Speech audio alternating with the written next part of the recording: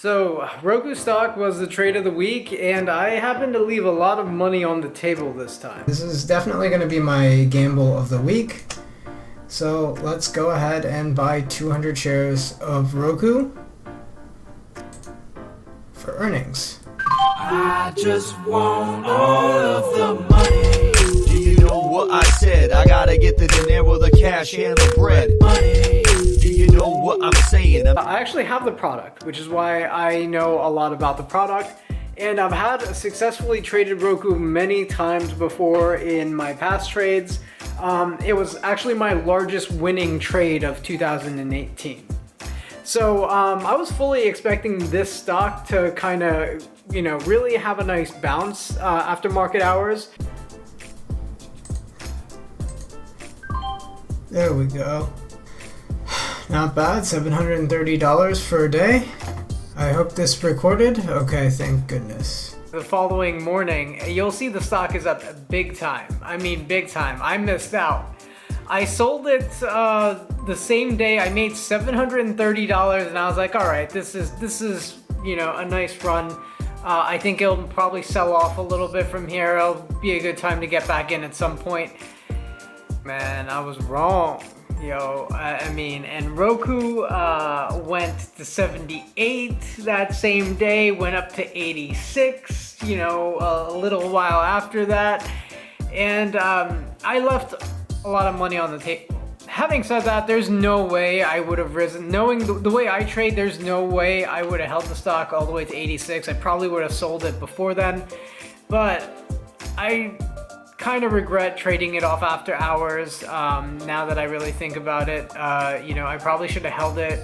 Roku fluctuates 10-20%, and I sold it off only for a couple of dollars worth of money, a couple $100. So yeah, I'm not really happy about that. I'm not really happy about that. I feel like I left a lot of money on the table, and sometimes you guys got to understand that leaving money on the table should actually hurt almost as much as losses, because sometimes opportunities like the one that was presented with Roku don't happen all the time. So you need to really capitalize on a trade like that. So yeah, it hurts. I'm not going to complain about it too much, but yeah, I had a very strong feeling it was going to have good earnings, and my position size was way too small. I traded it off way too early. Maybe next time I will try to sell half of it and maybe keep the other half.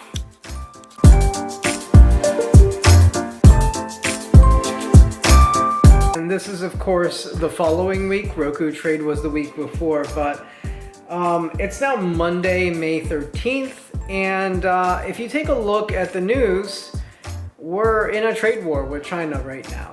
And the market actually took a huge dump today. This was the dump of dumps. This was literally code brown, you guys. This was the dump of dumps, okay? So what ended up happening is the market's down like 500. Oh my God, what is it down? I bought into the market a little bit because I'm stupid. That was down, I think, 570 points at the time when I bought into the market. It closed the day at around 617, minus 617 points. So it's down quite a bit, and a lot of that is over fear of a trade war. We're already having Trump increase, tariffs by $200 billion, which I don't think is that big of a deal. A full-out trade war would be probably a very big deal for a lot of these big-name companies. I actually am going to be buying into this dip. I could be the dumbest person on this planet for buying into the dip.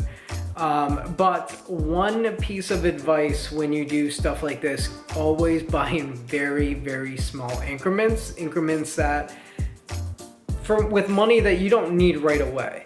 I'm typically biased towards buying because the market has a tendency to climb, always. So, but over the next few weeks, you're going to be seeing me trade less brand names and more things like SPY, QQQ, S&P futures, going back into that kind of a style of trading. Mainly because when the market moves like this, you don't have to spend time researching names and looking up stocks and tickers to trade. When the market itself is fluctuating 500, 600 points, you can just buy, an ETF that tracks one of these markets. My two favorite are SPY and QQQ, but trade war could result in quite a bit of a sell-off. I'm looking forward to that. If that happens, I will be buying if that happens even further. So I think there's going to be a lot of excitement going on, and I'm not going to sit here and make calls, the market's going to drop 10, 15, 20%. For all we know, by tomorrow, the market could completely shrug this off as a non-issue. But don't let people scare you from making money is probably my biggest suggestion out of all of this. Because there are so many times, the moment, the market drops 500, 600 points, you turn on CNBC or some sort of stock analysis channel, anything along those lines, people are like talking about why you should freak out or why things are bad, this or that, because that stuff sells news, right? But in situations where the market's going up and up, people are always telling you, oh, you should buy right now, you're missing out, things like that. So I more or less ignore stock analysts most of the time. Their opinions don't really mean anything to me. They're in the business of taking your money and managing your money. So I had another trade. I made about $240 on SPY this past week. And the reason I want to bring that up is I'm going to be doing more of those types of trades going on in the ongoing weeks. As I've been mentioning, I feel like the entire market's going to be a little bit more volatile, and there will be opportunity to trade the market as a whole. I personally feel like that's one of the easiest ways most people can get started in trading stocks. Don't try to trade individual stocks or names. Stocks can go down. I make mistakes with individual names all the time. Look at my channel. Just look at it. I'm losing money everywhere all the time. But my bread and butter is essentially trading ETFs, futures, and things like that. And I think that's honestly something a lot of people can do. Save up money and start trading these, the overall market yourself. I really do feel like a lot of people can get involved in the market in that way. Just want all of the money. Money, money, money.